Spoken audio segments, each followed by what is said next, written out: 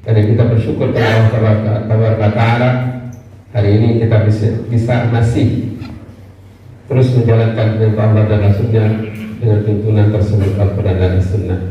Semoga sampai akhir hayat kita tetap menjalankan perintah Allah dan Rasulnya tersebut dengan tuntunan Al-Quran dan As-Sunnah sampai menghadap Allah dalam keadaan husnul khatimah.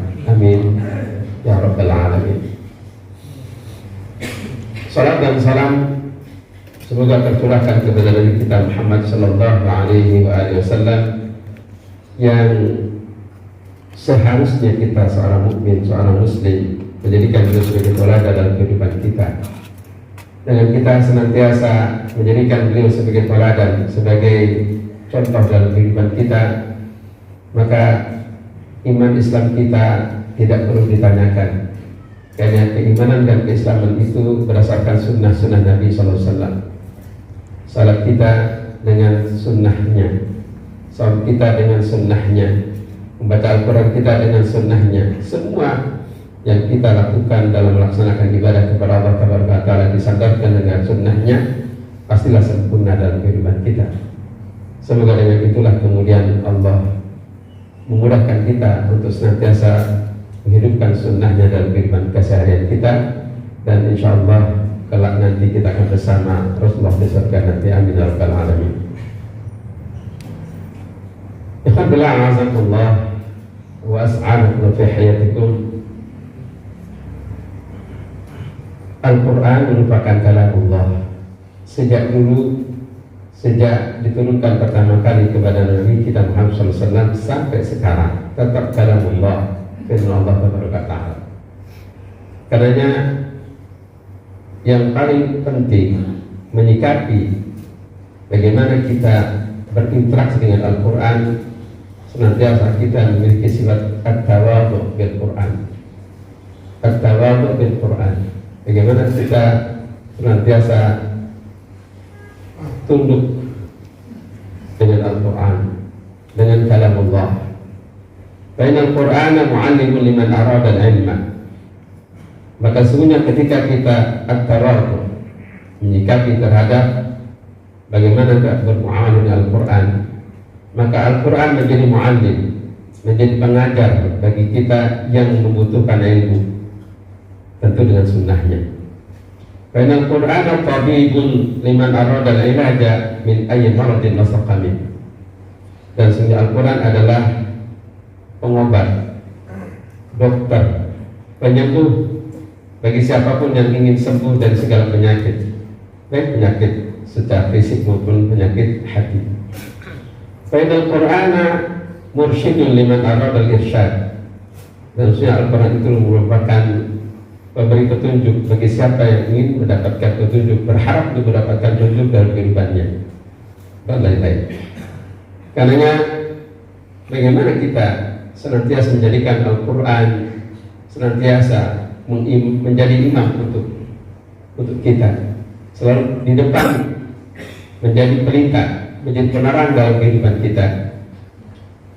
Allah menyampaikan dalam firman-Nya pada surat Sa'ad ayat 29, A'udzu billahi minasyaitonir rajim, kitabun anzalnahu ilaika mubarak liyadabbaru ayatihi wa liyatadzakkara ulul albab. Kitabun, Al-Quran ini kitab, berupa kitab catatan, kitab anzalnahu, kami turunkan, ilaika kepada Muhammad, mubarak, penuh dengan keberkahan. Apa yang dimaksud dengan keberkahan? Selalu membawa kebaikan-kebaikan. Mubarak, yang penuh dengan keberkahan, yakni senantiasa membawa kebaikan untuk dunia kita dan akhirat kita. Mubarak selalu memberikan maslahah dan manfaat yang besar untuk kehidupan kita, dunia dan akhirat kita. Mubarak akan mendatangkan berbagai macam hal-hal yang positif dalam kehidupan kita, baik dunia kita maupun akhirat kita.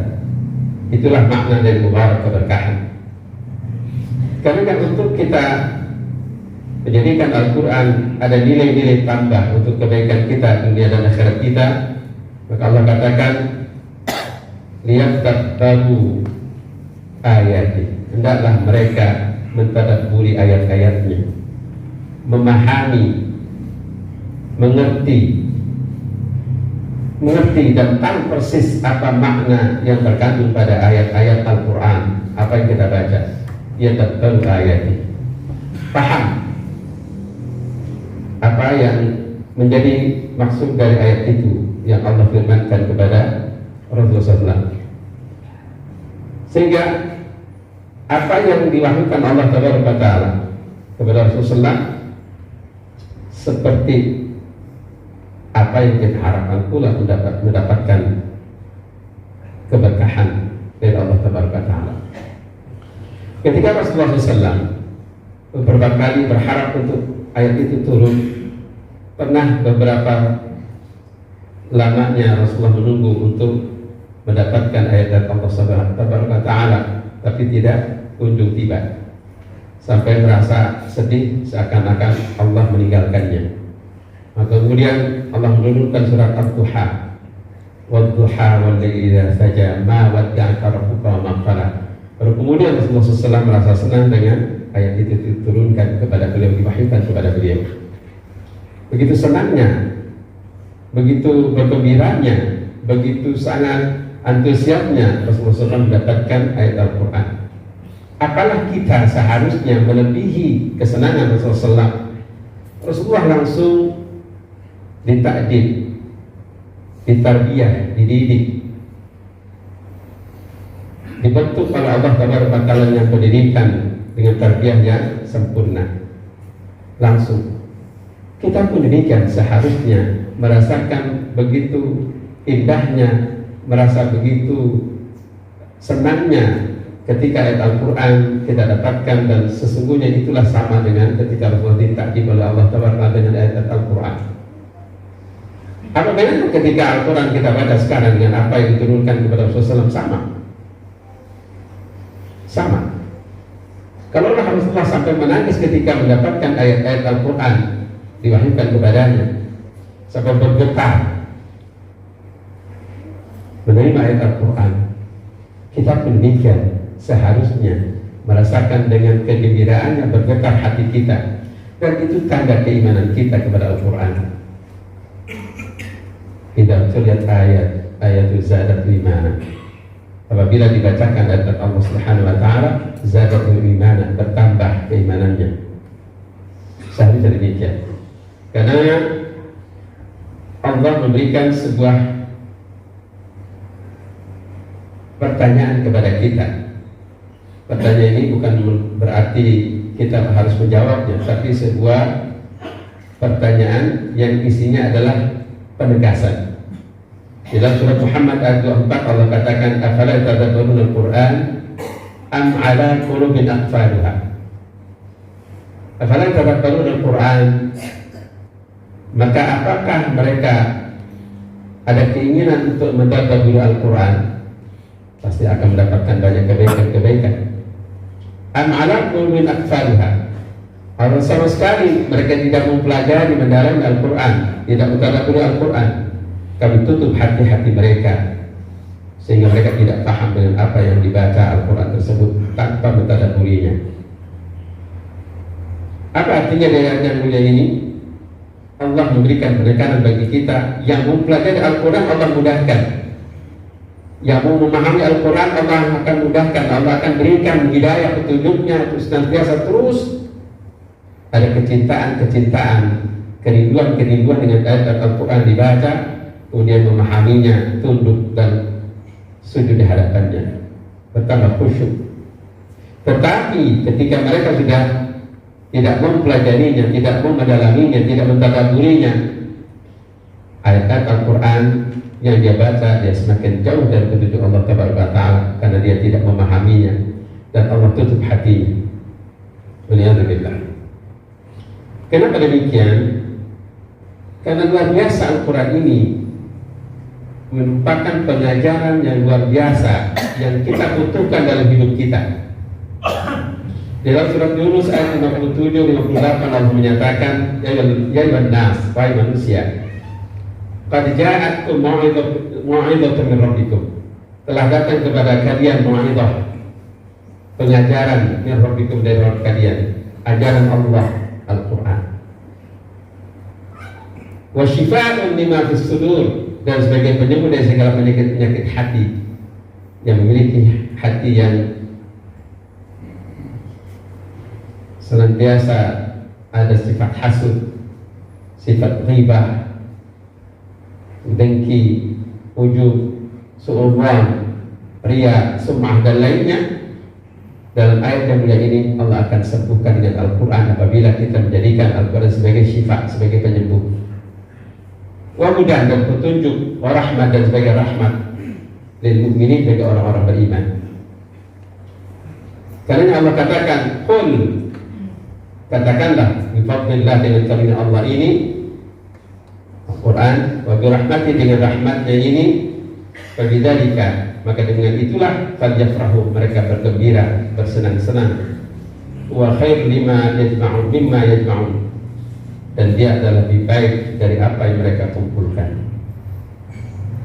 Atau dalam surat Al-Isra ayat 9 Allah katakan, inna hadzal Qur'an yahdi lillati hiya aqwam wa yubashshiru al-mu'minin alladziina ya'maluna as-shalihat anna lahum ajrun kabira.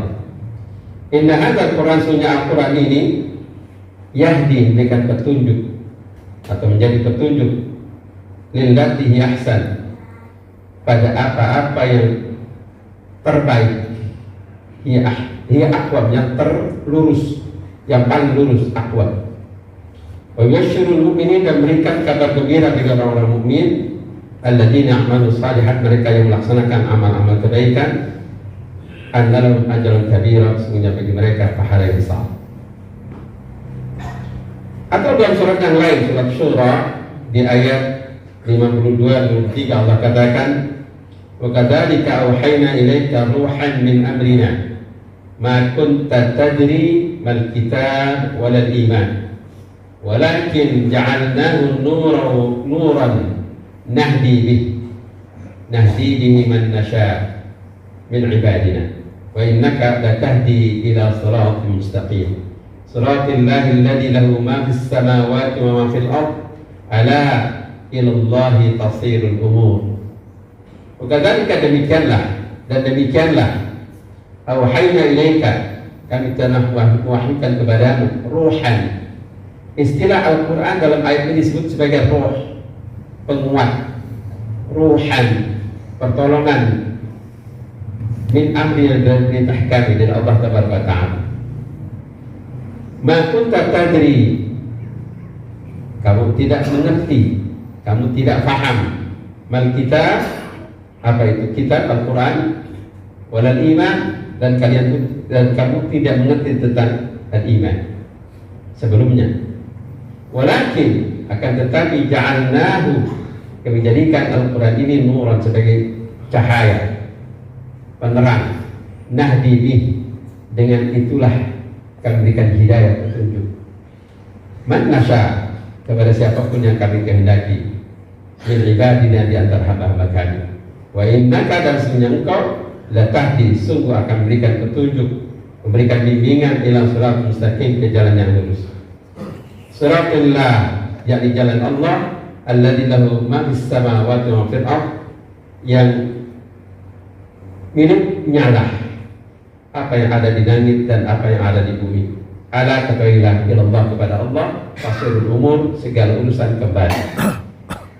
Ayat ini memberikan satu gambaran bahwa Al-Quran ini betul-betul membawa cahaya terang benderang bagi kita dalam mengarungi kehidupan kita. Dengan itulah kita akan tahu mana yang harus kita jalani dalam kehidupan kita dan mana yang harus kita jauhi, mana yang harus kita laksanakan dan mana yang harus kita tinggalkan. Karenanya sebagai penguat, di dalam surah Ibrahim ayat 1 Allah mengatakan, Alif Lam Ra, kitabun anzalnahu ilaika litukhrijan nasa minadh dhulumati ilan nur bi rabbihim ila siratil azizil hamid. Alif Lam Ra, kitabun, Al-Quran ini kitab, anzalnahu, kami turunkan Al-Quran itu, ilaika, kepadamu, tujuannya adalah litukhrijan nas, agar engkau mampu mengeluarkan manusia minadh dhulumat, dari kegelapan, ila nur, ke cahaya terang benderang. hijrah dengan izin Rabb mereka Allah Taala ila siratil azizil hamid, ke jalan yang Allah yang maha perkasa dan maha terpuji. Karena menjadi pertanyaan yang sangat mendasar, bagaimana kita menjadikan Al-Quran sebagai petunjuk dalam kehidupan kita, bermuamalah dengan Al-Quran keseharian kita? Sebagaimana tadi Khatib sampaikan, Al-Quran adalah merupakan kalam Allah, maka berinteraksilah terus setiap waktu dan setiap saat dengan Al-Quran.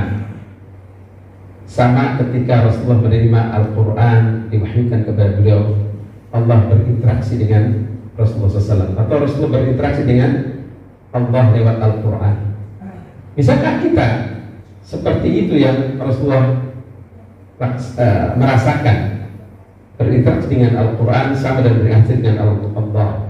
Allah berfirman, memberikan pengajaran kepada Rasulullah untuk melakukan ini dan itu.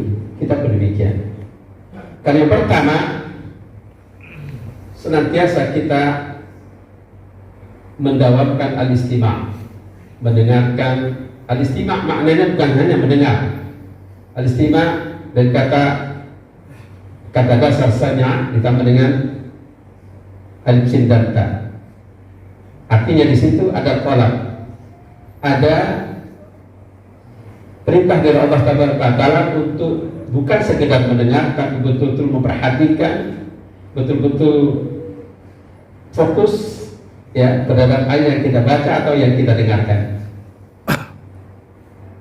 Allah memberikan satu statement dalam surat Al-A'raf ayat 204, wa idza quri'a al-Qur'an fastami'u lahu wa ansitu la'allakum turhamun. Apabila dibacakan Al-Quran, entah itu yang dia baca atau yang dibacakan oleh orang lain, fastami'u lahu, maka perhatikan terhadap bacaan tersebut, maka dengarkan dengan seksama, maka fokuskanlah pikiran dan hatimu terhadap bacaan tersebut. Wal situ dan diam, artinya jangan melakukan apapun ketika mendengar Al-Quran yang kita dengar atau yang kita baca. La'allakum turhamun, agar kita mendapatkan rahmatul Allah Taala. Ayat ini memberikan satu gambaran yang harus kita lakukan. Yang pertama, ketika kita berinteraksi dengan Al-Quran, kita mendengarkan dengan seksama, memperhatikan dengan seksama, fokus terhadap ayat yang kita dengarkan untuk dimasukkan dalam hati kita, dipahami, dimengerti, direnungkan dan dihayati. Dengan itu semua kita bisa mengamalkannya. Itu yang dimaksud. Apalah bisa kita melakukan itu kalau kita tidak paham? Apalah artinya ketika kita baca Al-Quran dan kemudian tidak paham sampai hari ini? Adakah kita akan jadikan Al-Quran sebagai dan penting dalam kehidupan kita? Dan kita harapkan sebagaimana Rasulullah berharap agar ayat-ayat Al-Quran diturunkan kepada beliau sebagai petunjuk untuk bisa disampaikan kepada umat manusia saat itu. Kita pun demikian. Sehingga mau tidak mau, suka tidak suka, siap tidak siap, kita harus mengharuskan diri kita, menginsankan diri kita untuk bisa memahami Al-Quran kita baca. Kalaulah kita tidak mampu baca dengan langsung paham, maka kita bisa minta bantuan dengan Al-Quran terjemah. InsyaAllah para mutarjim, penerjemah dari Departemen Agama cukup selektif ya, mereka menerjemahkannya dan berhati-hati dalam menerjemahkan. Karena ketika kita memahami Al-Quran dengan istima', dengan betul-betul memperhatikan ayat-ayat yang kita baca, dipahami, dimengerti, tujuannya bisa merenungkan dan menghayatinya sekaligus mengamalkannya, maka akan betul-betul ada nilai tambah dalam kita membaca Al-Quran tersebut, menjadi pengajaran dari Allah untuk kita semua. Dengan itulah kemudian Al-Quran menjadi dzikra, menjadi sesuatu yang terus kita ingat dalam pikiran dan hati kita, menjadi pelajaran dari Allah untuk kita jalani dalam kehidupan kita. Karena tujuan dari Al-Quran itu diturunkan bukan tujuan dari bacanya, tapi mengerti, memahami langsung kita bisa menjalankan perintah Allah Taala tersebut. Itu yang menjadi harapan kita. Semoga dengan apa yang Khatib sampaikan, yang mungkin tidak seluruhnya disampaikan bagaimana kaifiah kita bermuamalah dengan Al-Quran, menjadi motivasi kita untuk senantiasa meningkatkan kualitas ibadah kita dengan Al-Quran, untuk memahaminya sampai kita bisa mengamalkannya. Barakallahu li wa lakum.